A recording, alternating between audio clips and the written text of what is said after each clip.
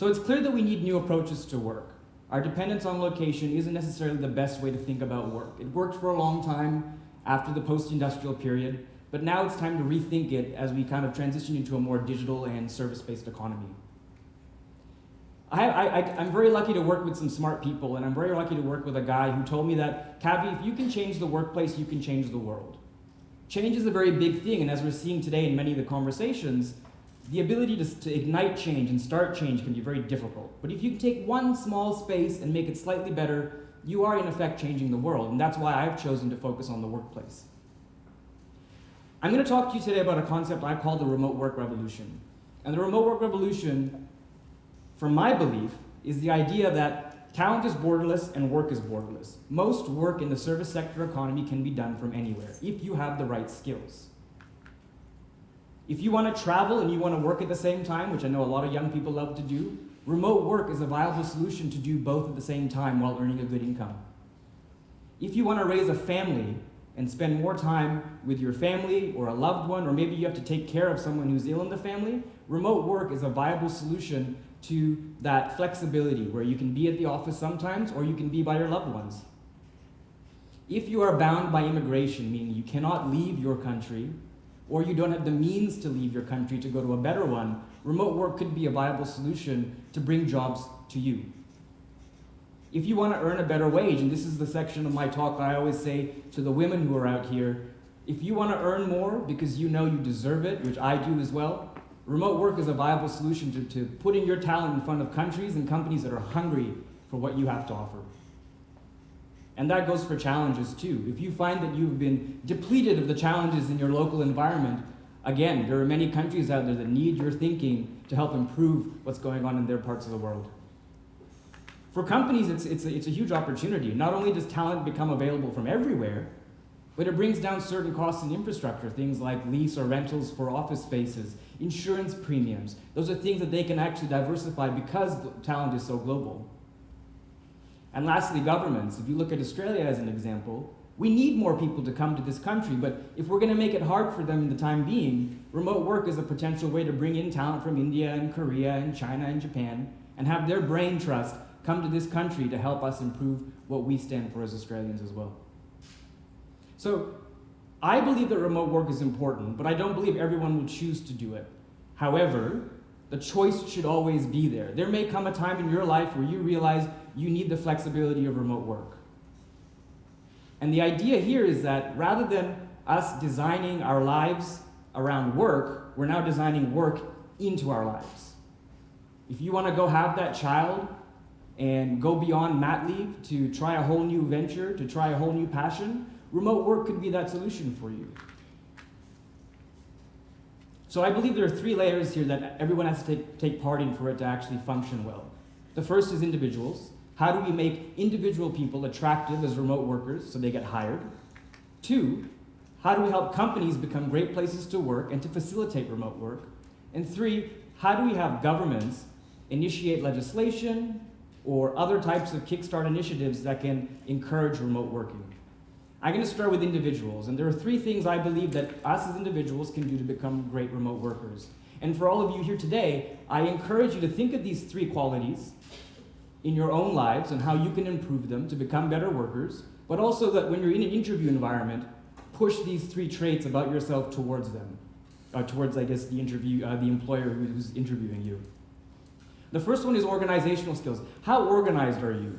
Are you someone that has to be chased for your to-do list? Are you someone that procrastinates a lot? If you can improve those types of skills around organization, you're going to become a much more attractive remote worker.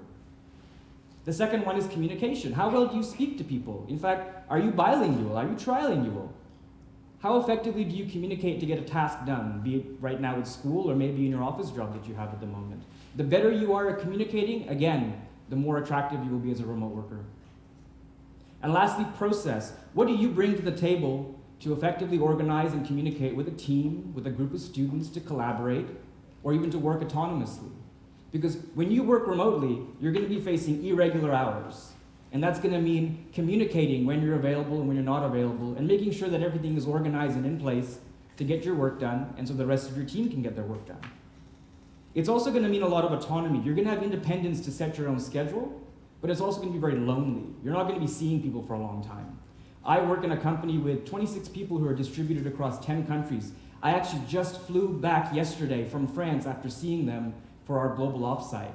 I'm a bit jet lagged, but it's worth it knowing that I can see my colleagues once, maybe twice a year. However, most of the year I'm pretty lonely. I'm by myself. The third is visibility and deliverability. In our office jobs, we're so fine-tuned to be at our desk at 9 a.m., maybe earlier, maybe even staying at our desk longer past 5 p.m. so people think we're working hard. In remote work, it's not about visibility. It's always going to be about what you got done that day, what you got done that week. Is the project moving forward? That's what's important in a remote work environment.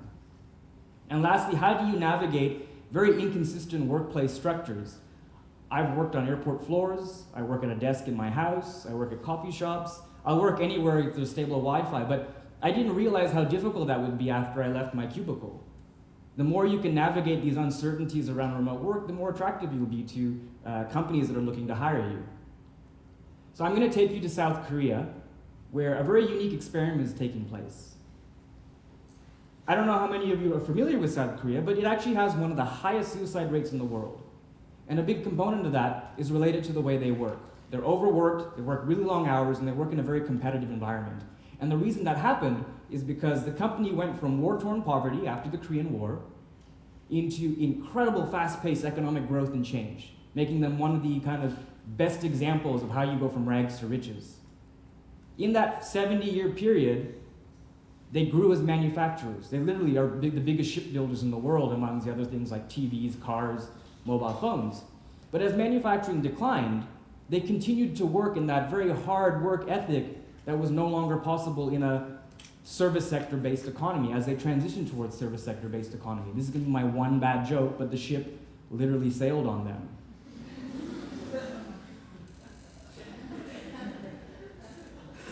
To tie it back to the suicide problem, this economic reality, their inability to transition to the service sector-based economy, is freaking everybody out. Parents who don't want to be a burden on their children, because Korea is a very family unit country, when you go into the workforce, you're not just supporting yourself and your spouse and your children, you're supporting the rest of your family too. Parents don't want to be a burden to that, so they're taking their lives. Young people coming out of the competitiveness of school and going into this work environment are literally working themselves to death. So the Korean government said, okay, we need to change the way we think about work because the next generation of workers are going to be responsible for our economy, and we cannot have them committing suicide at the rates that they're doing so now. So they turned to companies. They said, we need to work together to figure out strategies to change the way people work. This is what they did. The government and companies got together, and the government said, look, companies like Samsung, Kia, Kakao, all of you guys, we're going to give you tons of money. And with that money, you're going to build these kind of co-working ventures, these places where students, entrepreneurs, even existing companies can come and work together. We'll teach them how to generate new ideas, how to generate new companies, how to work differently, and in effect, make them better workers that in turn will kickstart our economy again. Those ideas come in the shape of people like me coming to Korea to talk to kids and students and even existing established companies and saying this is why you should think about something like remote work or different strategies to help people think differently about work. Even something as simple as how do I talk to my parents about working in a startup, working virtually as opposed to going and working in a factory? How do I talk to my parents about if I fail at this company, it's not the end of the world, I can start over again? Because those are still big stigmas in a country like South Korea. There's also a lot of peer learning. How can students that have achieved this kind of work or entrepreneurs that have achieved this kind of work in Korea talk to each other and share with each other and be a support base to each other rather than being segregated and independent? And lastly, how can they build networks? If I go ahead and build a company because of that co-working space, what network am I building to then go show someone else how to do it, and how does that pump money back into the whole system so we're continually recycling this knowledge that goes through to everybody? For companies, after talking at individuals, companies also have to play a part in how remote workers can be encouraged to do their best work in an environment. And there's three things there that they have to do as well. One, they got to start small. I think we all know far too well in instances where we want to make big change, we do very big things, and when we fail big, we never go back to trying that problem again. So by starting small and piloting and scaling accordingly, you're going to see more companies adopt remote work because they're mitigating the risk and the uncertainty rather than going at everything in one big go. 2, they need to hire remote workers. I just showed you what it takes to be a great remote worker. And if you have those skills, those organizational skills, those communication skills, and those process skills, and you bring that into the company, you're making a stance to say, these are the kinds of people we want to hire. Let's hire more of these people. Because if we know we have great organized, great communicating, great process-based people, well, we're probably going to be much easier in trying to scale out remote work options. And lastly, discrimination. You cannot discriminate when offering remote work as a company, whether it's for new mothers or for fathers who want to go to their new families. If they have the opportunity to work remotely, then it should also be given to millennials who may not have children or other types of responsibilities like family. It may not look the same, that flexibility, but it should be provided. And it's when you discriminate that the problems really start to occur. Now, I told you earlier in the individual section what you can do to improve yourself when you're in these interviews or talking to employers about remote work. In this instance, you can actually ask employers, are they doing these things? Do they have a pilot for remote work? Do they encourage hiring other remote workers? How do they give the opportunity for remote work to other people inside the organization? In fact, what kind of software are they using to talk to each other, to communicate with each other? What kind of rules and regulations do they have in place to meet the demands of a remote work environment? What kind of metrics are in place? Again, I had said earlier that it's not about visibility, it's about deliverability. What are you getting done, and how are we going to measure that our remote workforce is doing really well or if they're doing really bad? And lastly, what are the incentives? Is there something different beyond just bonus and a pay raise that will allow me to do great work? And sometimes these can all be tied together. Can you imagine an incentive where because you did really well for 6 months, you got a higher allowance to maybe improve your home office because that's maybe where you work from? I'm going to take you to Israel now. I hope you've noticed this theme where I'm hopping around the world a bit because it's a very globalized presentation. And in Israel, there's a company called AppsFlyer. They're a marketing company. They decided to pilot a program that would encourage remote working inside the organization. And what they did was they created a global employee exchange program. AppsFlyer has headquarters all around the world, and they decided that when they hire new employees, you have to spend 1 year working in the local environment. So if I work in Tel Aviv, I'm going to spend 1 year at the Tel Aviv office. In that 1 year, I'm going to be taught how to organize myself, how to improve my communication skills, and how to improve my process skills. And after 1 year, if I myself and the company believes that I've done a good job, I'm going to be allowed to work from any one of their other offices around the world, be that Bangkok, be that Sydney, be that New York City. This isn't complete remote work independence, but it is the pilot and the starting kind of foundation for how we organize and facilitate great remote work. Lastly, I'm going to talk about governments, because we need governments to protect workers. We need governments to think about how we navigate the right legislation to facilitate this new kind of working, especially this changing perception of working. For starters, government needs to think about immigration. I think mobility is one of the biggest issues of our time right now, especially as it pertains to work. If we don't allow people to move freely to get better jobs, we're going to stagnate our economies. Australia is a great example of that right now, and I'm going to share a pretty big opinion, but until we allow more people to come in with new ideas, we're going to be pretty stuck as a country. And so if we can't open that up, we're not going to open up new possibilities, new types of companies, new types of industries beyond what we have right now. In addition to that, there has to be legislation in place. What are we giving companies, through certain incentives or subsidies, to hire these types of workers, to think about work in this way? How are we putting retraining initiatives into place, or legislation for education, that will train students the skills that they need to navigate a new work market? And then when we do have jobs, how are they being protected for healthcare and insurance and retirement? These are all big things that we need to think about, not just for people who work in one space, but for people who work in many different places. And then lastly, what kind of Kickstarter initiatives can we put into place, be it grants or funding, that will encourage individuals and companies and maybe even NGOs to think about training people to think about remote work. So the last example I'm going to take you to is in Portland, in the United States, where an organization turned apprenticeships on its head, I suppose. In Australia, we know apprenticeships to be a very big deal because we have a very big trade culture here.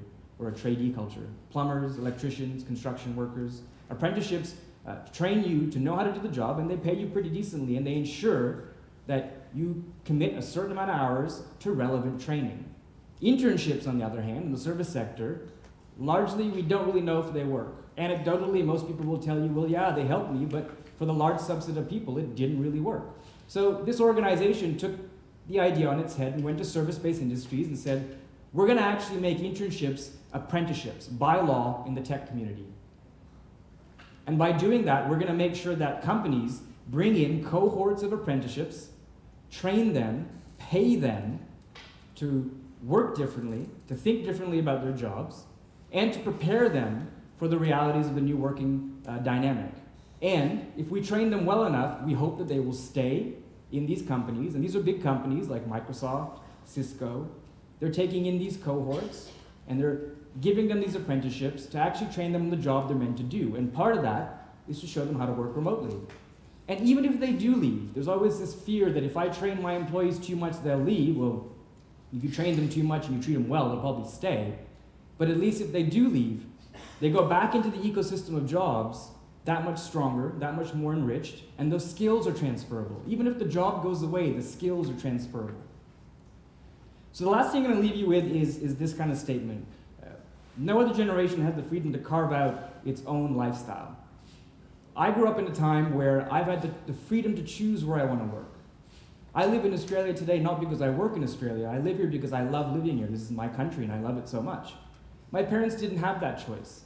They left their home country because they knew that if they stayed where they were, they probably would have not been as successful as they are now. For them, it was a huge gamble. For me and my girlfriend, it wasn't so much. And so to all of you today, whether you're a parent or you're a young student or you're just entering the workforce for the first time, I encourage you to take that freedom to choose, to ask employers, would you be interested if I worked remotely? Here's how I'll make that happen. If you are in a company and you're responsible for recruitment, think about hiring people, young kids, veterans in the field, who facilitate or at least display the ideas of remote work because they will enrich your organization. And if you have an impact with government, I encourage you to think about how new legislation and new protection could actually facilitate remote work, because if we can move talent around, we're going to make the world so much better in terms of skills and in terms of the jobs that are available. Thank you.